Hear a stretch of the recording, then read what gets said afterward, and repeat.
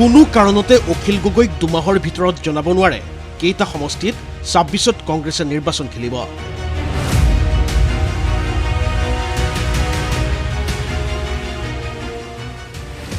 চৌব্বিছ ঘণ্টা নহওঁতেই অখিল গগৈৰ ডেডলাইনৰ প্ৰত্যুত্তৰ প্ৰদেশ কংগ্ৰেছৰ।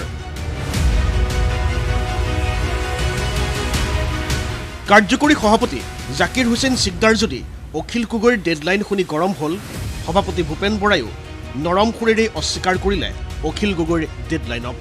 পিছে কংগ্ৰেছক কিহৰনো ডেডলাইন দিছে ৰাইজৰ দলৰ সভাপতি অখিল গগৈয়ে? দৰ্শকসকলক শুনুৱাই ল'লে হয়তো বুজাত আৰু সুবিধা হ'ব। যদি বিজেপি খৰুৱা অহা দুমাহৰ ভিতৰত আমাৰ কোনে কেইটা সিট খেলিব সেইটোক লৈ ফাইনেল সিদ্ধান্ত হ'ব লাগে। ফেব্ৰুৱাৰী মাৰ্চৰ ভিতৰত যদি একেলগে খেলোঁ বুলি ভাবোঁ, আমাৰ কেণ্ডিডেটছাৰ ঠিক হ'ব লাগে। আৰু অখিল গগৈৰ পৰা আশা নকৰা এই বক্তব্য শুনিয়েই গালি পাৰিবলৈ গৈ থমকিৰোৱা ভূপেন বৰাই নৰম সুৰেৰে ব্যাখ্যা আগবঢ়াই ক'লে, এতিয়া যদি আমি কংগ্ৰেছে ভাবোঁ যে 126ত অকলেই খেলিম, তেতিয়া আমি কি কৰিম বেলেগ দলে ক'বলগীয়া নাই। যদি আমি ভাবোঁ যে নহয় আমি অকলেই নেখেলোঁ 126টাত, আমি বন্ধুসকলকো লগত লৈ খেলিম, তেতিয়া আমি হুৰমূৰকৈ কাম কৰিলেতো ভুল কৰা হ'ব। সেইটো ভুল আমি নকৰোঁ, বেলেগে কি কৰে নাজানো। কিন্তু সভাপতি নৰম হ'লেও অখিল গগৈৰ মুখত ডেডলাইনৰ কথা শুনি নৰম হৈ থাকিব নোৱাৰিলে APCCৰ কাৰ্যকৰী সভাপতি জাকিৰ হুছেইন সিকদাৰ। দেশ স্বাধীন কৰা কংগ্ৰেছে কাৰোবাৰ পৰামৰ্শ মানিব পাৰে, কিন্তু ডেডলাইন অথবা নিৰ্দেশনা নামানে।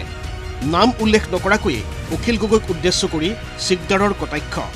প্ৰথম কথা, ভাৰতীয় জাতীয় কংগ্ৰেছ দলে নিজৰ নীতি নিৰ্ধাৰণ নিজৰ হাইকমাণ্ডৰ লগত বহি কৰিব। আমি কাৰোবাৰ পৰামৰ্শ শুনিম, কাৰোবাৰ পৰা পৰামৰ্শ গ্ৰহণ কৰিম, কিন্তু আমাক কোনোবাই যদি নিৰ্দেশ দিয়ে বা আমাক কোনোবাই যদি ডেডলাইন দিয়ে, ভাৰতীয় জাতীয় কংগ্ৰেছে গ্ৰহণ নকৰে। আনকি প্ৰায়েই টিভিৰ সন্মুখত কংগ্ৰেছক কেতিয়াবা চৰ্ত, আন কেতিয়াবা ডেডলাইন দি থকা অখিল গগৈক এইবাৰ মিত্ৰতাৰ পাঠ শিকালে বিধায়ক সিকদাৰে। প্ৰেমত কোনো স্বাৰ্থ নাথাকে, বন্ধুত্বত কোনো স্বাৰ্থ নাথাকে, মিত্ৰতাত কোনো স্বাৰ্থ নাথাকে। কাৰোবাৰ লগত ভাল সম্পৰ্ক গঢ়িবলৈ হ'লে মিডিয়াৰ আগত কথাবোৰ কৈ মিডিয়াক এটা পক্ষ কৰি বা মিডিয়াৰ জৰিয়তেতো কোনো ৰাজনৈতিক দলৰ সম্পৰ্ক নহয়। গতিকে মই বুজি নাপাওঁ কোনে কিয় সদায় মিডিয়াৰ আগতেই স্বাৰ্থবোৰ আৰোপ কৰে। গতিকে আমিতো বিচাৰোঁ বিজেপি বিৰোধী শক্তি একত্ৰিত হোৱাটো বিচাৰোঁ, মিত্ৰতা কৰাটো বিচাৰোঁ, ভাই ভাই হোৱাটো বিচাৰোঁ। এতিয়া সেইখিনি কৰিবলৈ গ'লে যাৰ লগত কৰিম সেই ব্যক্তিসকলৰ গাঁততো তেনেকুৱা গুণ থাকিব লাগিব, ভাতৃত্ববোধৰ গুণ, মিত্ৰতাৰ গুণ। দুমাই হওক, এমাই হওক, এবছৰেই হওক, দুবছৰেই হওক, কোনো সম্পৰ্কৰ মাজত স্বাৰ্থ আৰোপ কৰিলে সেই সম্পৰ্ক কেতিয়াও ভাল সম্পৰ্ক নহয়।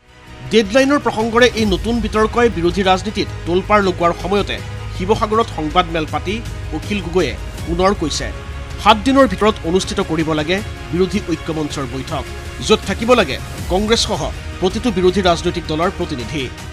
ৰাইজৰ দলৰ সভাপতি হিচাপে আনুষ্ঠানিক অথবা অনানুষ্ঠানিক বৈঠক আৰম্ভ কৰিবৰ কাৰণে সকলো দলৰ প্ৰতি আহ্বান জনাইছোঁ। নম্বৰ 1। নম্বৰ 2, আমি এতিয়া পৃথকে প্ৰচাৰ কৰাৰ পৰিৱৰ্তে অহা এসপ্তাহমানৰ ভিতৰৰ পৰা আমি একেলগে ৰাইজৰ মাজলৈ যাবলৈ আৰম্ভ কৰিব লাগে। পিছে লখিমপুৰত ভূপেন বৰাই পতা সভালৈ নমতা অখিল গগৈৰ এই নতুন আহ্বান শুনি APCCৰ সভাপতি ভূপেন বৰাই ক'লে, তালৈ তেখেতক নিমন্ত্ৰণ জনোৱা নহ'লে তাৰ কাৰণে মই দুখিত। কিন্তু পৰৱৰ্তী সময়ত যেতিয়া আমি বিধানসভা নিৰ্বাচন কেন্দ্ৰিক আলোচনা কৰিম, তাত অখিল গগৈক বাদ দি আমি সেই কাম নকৰোঁ। নাই, চেলেঞ্জ কৰা নাই। মোৰ সৈতে অখিল গগৈ ডাঙৰীয়াৰ প্ৰত্যক্ষ আৰু পৰোক্ষ আলোচনা চলি আছে। যিখিনি কথা সংবাদ মাধ্যমত ৰাজহুৱাকৈ ক'বলৈ অসুবিধা আছে, আলোচনাই যোগাত্মক দিশত আছে আৰু আলোচনা আগবাঢ়িব। আৰু আলোচনা শেষত যিটো ৰিজাল্ট অসমৰ ৰাইজে আমাৰ পৰা বিচাৰিছে, ৰাইজেও বিচাৰিছে যে আমি সকলো বিজেপি বিৰোধী শক্তি একত্ৰিত হ'ব লাগে। সেইটো একত্ৰিত কৰাৰ আন্তৰিক প্ৰয়াস আমি চলাই আছোঁ। তাত অখিল গগৈ ডাঙৰীয়াও আছে আৰু একত্ৰিত আমি হ'ম।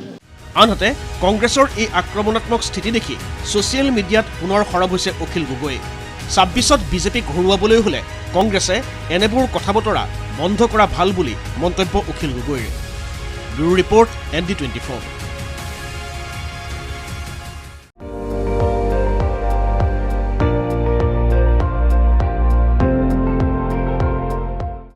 আপুনি চাই আছে ND24, সৰ্বশ্ৰেষ্ঠ নহয় সৰ্বোত্তমৰ দৌৰ।